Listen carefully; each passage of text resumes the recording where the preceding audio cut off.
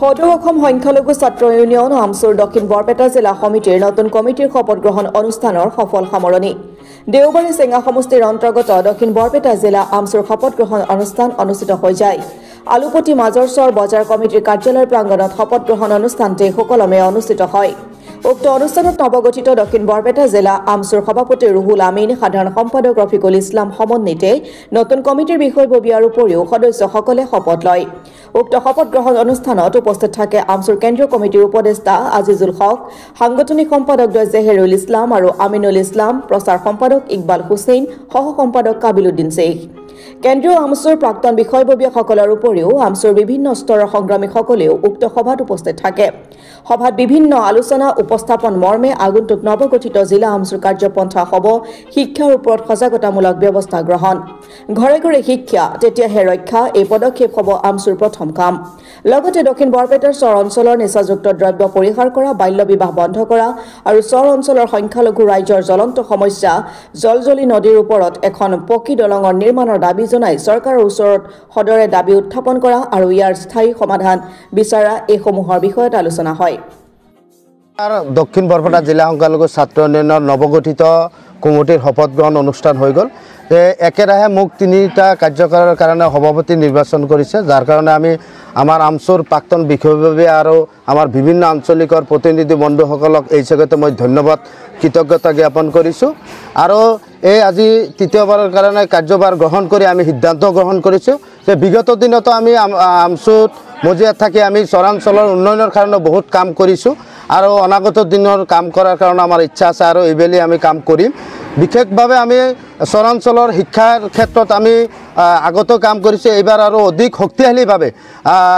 কাম কৰাৰ ইচ্ছা আমি প্ৰকাশ কৰিছোঁ আৰু কৰিম কাৰণ আমাৰ চৰাঞ্চলৰ শিক্ষানুষ্ঠানবিলাকত ছাত্ৰ অনুপাতে শিক্ষক নাই গতিকে আমি চৰাঞ্চলত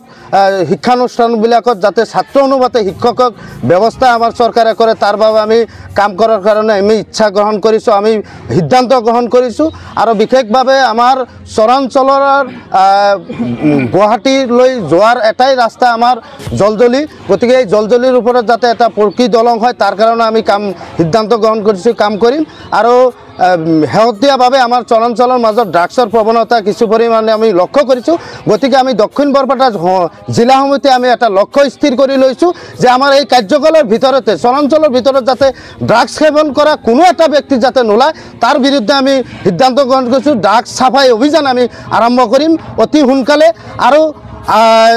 চৰাঞ্চলৰ যাতে শস্যবিলাক উৎপাদিত শস্যবিলাক যাতে আমি মূলতঃ আমি সিদ্ধান্ত গ্ৰহণ কৰিছোঁ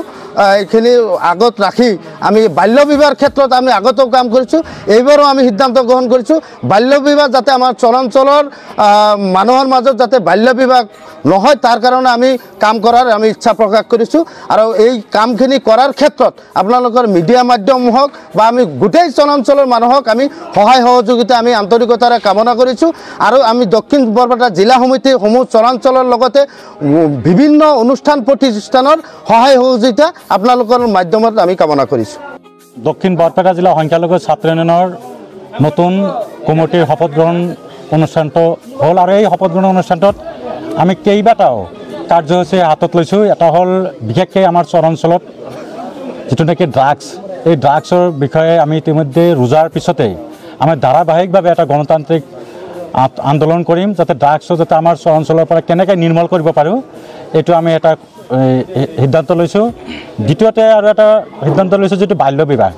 বাল্য বিবাহটো আমাৰ আমচুৰ এটা ইস্তাহাৰত হৈছে আমচুৰ আমি তৰফৰ পৰা বাল্য বিবাহ যাতে কোনো পধ্যে হ'ব নোৱাৰে আমি আজিৰ এই শপত গ্ৰহণ অনুষ্ঠানতে আমি এইটো এটা আমাৰ সিদ্ধান্ত লোৱা হৈছে তৃতীয়তে কথাটো হৈছে আমাৰ চৰাঞ্চলত বিশেষকৈ শিক্ষাৰ যিটো শিক্ষাৰ মানদণ্ড যথেষ্ট কমিছে কেনেকৈ শিক্ষাটো আমি মানদণ্ড উন্নত কৰিব পাৰোঁ সেই জগতে আমি ৰোজাৰ পিছৰ পৰা ধাৰাবাহিকভাৱে আমি প্ৰতিটো স্কুলত প্ৰতিটো প্ৰাথমিক মাধ্যমিক আৰু কলেজসমূহত আমি গৈ পেলাই কি অভাৱসমূহ আছে কি অভাৱসমূহ পূৰণ কৰিবৰ কাৰণে চৰকাৰৰ লগত আলোচনা কৰিব পাৰোঁ এইটো এটা আমাৰ সিদ্ধান্ত লোৱা হৈছে বিশেষকৈ চৰাঞ্চলত ৰাস্তা ঘাটৰ বহুত কিছু পৰিমাণে যদি যথেষ্ট ভাল হৈছে বুলিও সেইটো আমি যি ঠাইত এতিয়ালৈকে ৰাস্তা ঘাটসমূহ পকাকৰণ হোৱা নাই নাইবা বিভিন্ন বাধা বিঘিনি আছে সেইসমূহ যাতে পূৰণ কৰিব পাৰোঁ স্থানীয় বিধায়কৰ লগতে ডিচিৰ লগতে আৰু মাননীয় মুখ্যমন্ত্ৰীৰ লগত আমি এটা স্মাৰকপত্ৰৰ জৰিয়তে এই ৰাস্তা ঘাটসমূহ ভাল কৰিবৰ কাৰণে আমি চেষ্টা কৰিম। আৰু চৰাঞ্চলত বিশেষকৈ আমাৰ চৰাঞ্চলত আৰু এটা সিদ্ধান্ত লোৱা হৈছে, চৰাঞ্চলত ইতিমধ্যে আমাৰ যিটো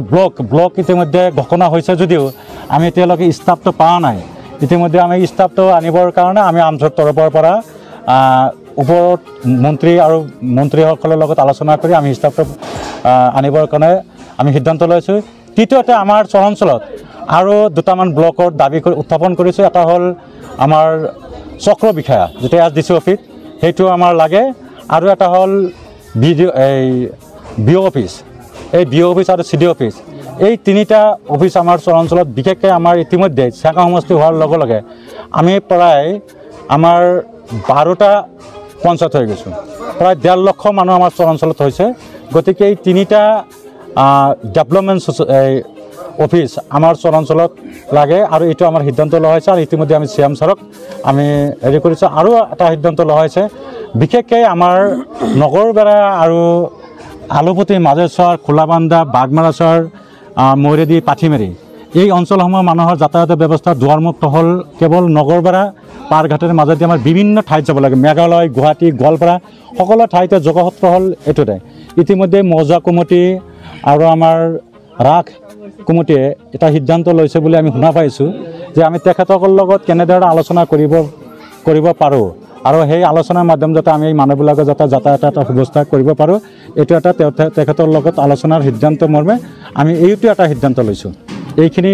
আজিৰ এই শপত গ্ৰহণৰ অনুষ্ঠানটোৰ আমাৰ মহান উদ্দেশ্য আছিলে।